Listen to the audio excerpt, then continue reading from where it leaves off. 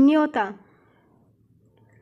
रविवार का दिन था। दोपहर के 2 बज रहे थे। इस समय सभी लोग अपने घरों में रहते हैं। इतनी धूप में बाहर निकलता भी कौन है। विजय अपनी छोटी सी स्टेशनरी की दुकान खोले ग्राहक के आने का इंतजार कर रहा था। तभी उसकी दुकान पर एक व्यक्ति आता है। विजय कहता है, बोलिए भाई साहब, क्या चाहिए आपको। व्यक्ति कहता है, मुझे कुछ नहीं चाहिए, मैं आपका धन्यवाद कहना चाहता हूँ। विजय कुछ समझ नहीं पाता है और कहता है, मैं कुछ समझा नहीं, आप किस बात का धन्यवाद करना चाहते हैं। वह व्यक्ति कहता है, मैं तन्वी का पिता हूँ। विजय सोचता है, कौन तन्वी। वह व्यक्ति कहता है, अरे मैं वही तन्वी का पिता हूँ जिसे आपने 2 महीने पहले बचाया था। विजय को समझ नहीं आता है कि वह व्यक्ति किसके बारे में बात कर रहा है। तभी वह व्यक्ति कहता है, 2 महीने पहले आपने ही मेरी बेटी को अस्पताल में भर्ती कराया था जब उसका एक्सीडेंट हो गया था। आप इतनी जल्दी भूल गए, याद कीजिए।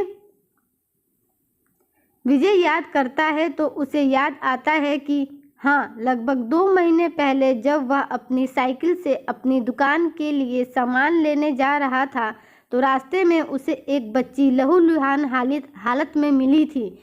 सब लोग देखकर उसे चले जा रहे थे, लेकिन कोई उसकी मदद करने के लिए तैयार नहीं था।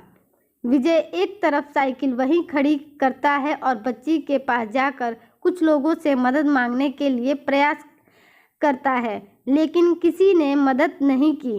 तो उसने खुद उस बच्ची को अपनी गोद में उठाया। बच्ची के सर पर काफ़ी चोट लगी थी, इस कारण से उसका काफ़ी खून बह चुका था। विजय बच्ची को गोद में उठाए अस्पताल खोजते हुए पहुंच जाता है। अस्पताल में बच्ची को भर्ती करवाया, उसका इलाज होता है। बच्ची को जब होश आता है तो वह बच्ची से पूछकर उसके घर फ़ोन करता है। फ़ोन उसकी मम्मी उठाती है तो वह सारी बातें बताता है। उसकी मम्मी जब आती है तो वह कहता है कि मैडम जी, मैंने रास्ते में साइकिल खड़ी कर दी थी, मैं जा रहा हूँ, अब आप अपनी बच्ची का ध्यान रखिए। विजय यह सब सोच रहा था, तभी व्यक्ति कहता है, आप कहाँ खो गए, याद आया आपको कुछ। विजय कहता है, जी हाँ, याद आया मुझे, लेकिन आपने मुझे पहचाना कैसे। आपने तो मुझे कभी देखा ही नहीं है और ना ही हमारी कभी बात हुई है। वह व्यक्ति कहता है, कल हम लोग इधर से गुजर रहे थे तो मेरी बेटी और मेरी पत्नी ने आपको पहचान लिया। उसने ही मुझे बताया आपके बारे में, तो मैं आपका धन्यवाद कहने आ गया और आपको मैं अपनी बेटी के जन्मदिन पर न्योता भी देने आया हूँ। मैं और मेरी पत्नी चाहते हैं कि आप अपने परिवार के साथ हमारे घर कल ज़रूर आए, हमारी बेटी के जन्मदिन के अवसर पर। विजय कहता है, जी भाई साहब, मैं ज़रूर आऊँगा। यह कहते हुए वह व्यक्ति एक पर्ची पर अपने घर का एड्रेस लिख देता है और विजय को दे देता है और कहता है, यह मेरा एड्रेस है, आप इस एड्रेस पर आ जाइएगा। अगर किसी भी प्रकार की कोई परेशानी हो तो मुझे फ़ोन कीजिएगा, मैं आ जाऊँगा। विजय कहता है, जी भाई साहब, हम ज़रूर आएंगे। विजय जब अपने घर पहुंचता है तो यह बात वह अपनी पत्नी से बताता है और कहता है कि उन्होंने हमें अपने घर भी बुलाया है।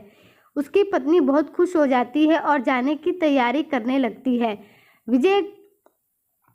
विजय के अपनी कोई बेटी नहीं थी, उसके 2 बेटे ही थे। विजय को हमेशा से चाहत थी कि उसकी अपनी बेटी भी हो, लेकिन यह तो भगवान की मर्जी थी। दूसरे दिन शाम को विजय अपनी पत्नी और दोनों बेटों के साथ तन्वी के घर पहुंच जाता है। तन्वी के माता पिता विजय और उसके परिवार का स्वागत करते हैं और सभी लोगों के सामने विजय की बहादुरी के बारे में बताते हैं कि कैसे उन्होंने हमारी बेटी को बचाया था। पार्टी में मौजूद सभी लोग विजय की बहादुरी के लिए उसे शाबाशी देते हैं। तन्वी के माता पिता कहते हैं, हम आपका उपकार कभी नहीं भूल सकते हैं। आपको ज़िंदगी में कभी भी किसी भी प्रकार की ज़रूरत हो तो हमें याद ज़रूर कीजिएगा। विजय तन्वी बेटी को अपने गोदी में उठाता है और प्यार से उसके सर पर हाथ फेरते हुए कहता है, बेटी, तुमने मुझे पहचाना। तन्वी कहती है, हाँ अंकल, आपने ही तो मुझे बचाया था, मैं आपको कैसे भूल सकती हूँ।